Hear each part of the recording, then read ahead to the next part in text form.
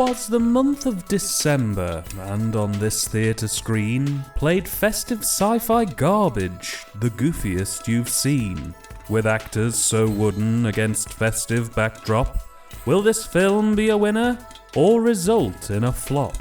Our Triv was preparing for deep hurting to begin. Weird aliens, bad effects that belonged in the bin. So on to the movie, and I wish you all well. Without further ado, feed us to Welcome to Hell. Out of the gate, it's good to see that the quality of the CGI is on par with the original. Oh fuck! That was my favorite Earth! Damn you aliens! Damn you all to hell!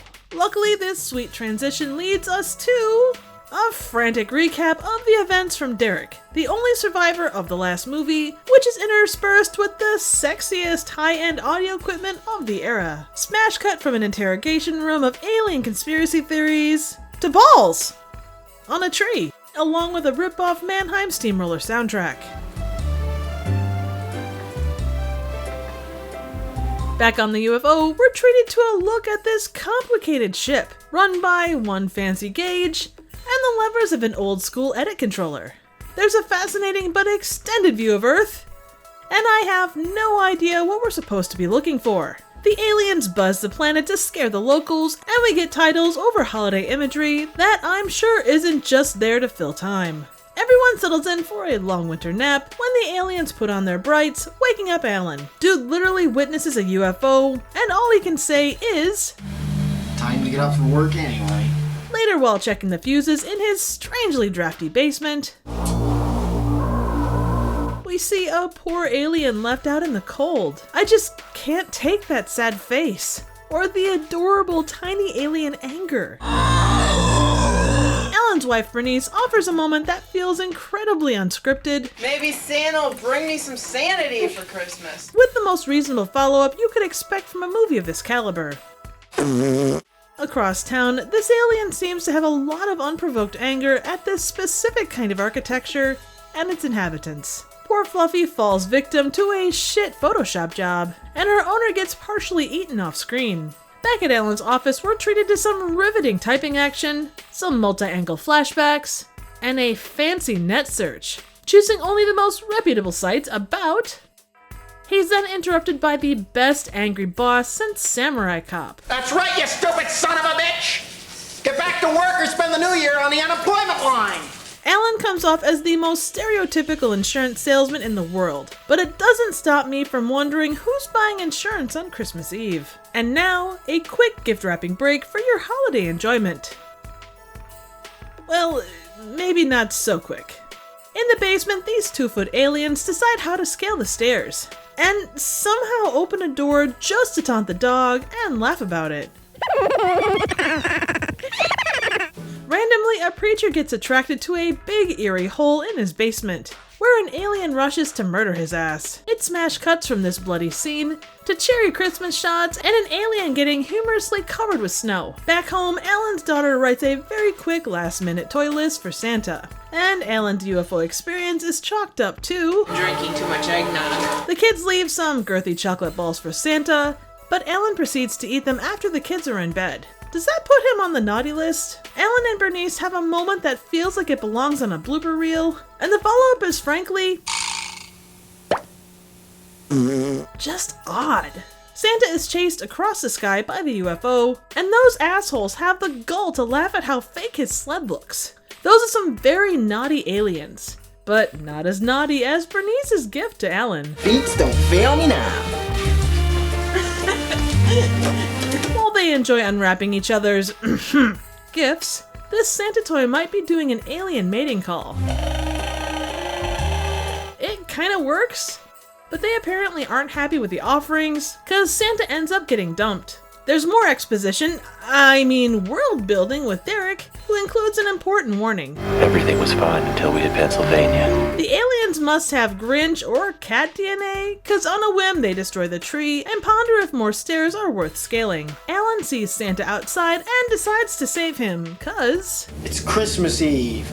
after an alien randomly runs into his knife, he gets Santa in the house, and it's hard to tell if he's dealing with indigestion from too many cookies, or just a chest burster. More aliens beam down, and I wonder if every house in town is having the same issue. Santa finally speaks, and I don't know what I expected him to sound like, but Bobcat Goldthwait isn't it. I know everything. I am Santa Claus. Alan admits he got nothing for Christmas. Wait a second, does that mean that Bernice didn't give him sexy time for Christmas? Damn. Santa goes full inarticulate badass. I've fought blizzards, freezing rain, and hailstorms. And then teleports out by rubbing his nose. Alan gets surrounded and proclaims, This is the worst Christmas I've ever had. I do feel for him. No Christmas sexy time, no Santa to protect his punk ass. And with that, he drops a rather rude and completely inaccurate insult. Merry Christmas, baldhead. Santa comes back sporting an impressive laser gun, and I'm kinda wondering why he didn't just lead with that. Now let's go kick butt. Wait, not even a Christmas pun? He calls himself Santa and that's all he's got?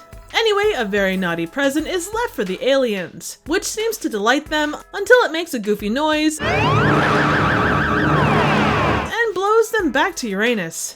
We're left with Alan checking on his kid, and I have so many questions about the Jaws poster on his son's door. Strangely, it's kind of fitting for this movie. The kids open all their presents, but there is one special one left for Alan. Was it that long-lost gift he so wanted as a child? Well, that's a giant no, as we end up with a pretty decent jump scare. So Feeders 2, Sleigh Bells is a 1998 Polonia Brothers production. It was a shot-on-video feature and is a sequel to 1996's Feeders. Whereas the original grew in notoriety due to the popularity of alien content following the success of Independence Day, Feeders 2 was definitely less known until it was covered by Riff Tracks in 2019. As best as I can tell, it has a roughly $500 budget and incorporated footage from Feeders and another Polonia Brothers movie called Nightcrawlers. It featured Mark Polonia's real-life wife and kids as the main characters. Although they're never named in the movie, according to IMDb, his kids' movie names are son and daughter. It was directed by identical twins Mark and John Polonia, and if Feeders 2 wasn't a clear indication about the kind of quality they put out, Mark is the current curator of the Camp Blood franchise, arguably one of the most uneven and poorly structured SOB franchises ever put to tape.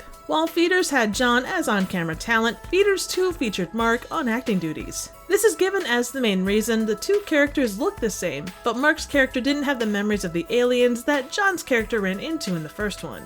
Opinions on Feeders 2 are pretty split.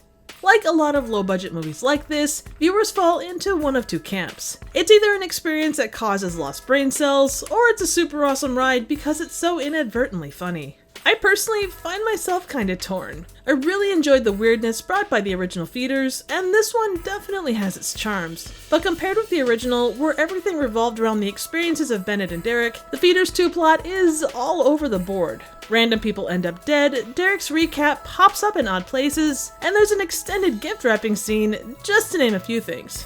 With that in mind, you could have cut a good half an hour from this and not really lost much. Luckily, the last 15 minutes do make up for most of the slow stuff. Plus, you can't beat a terribly crafted 2-foot alien puppet.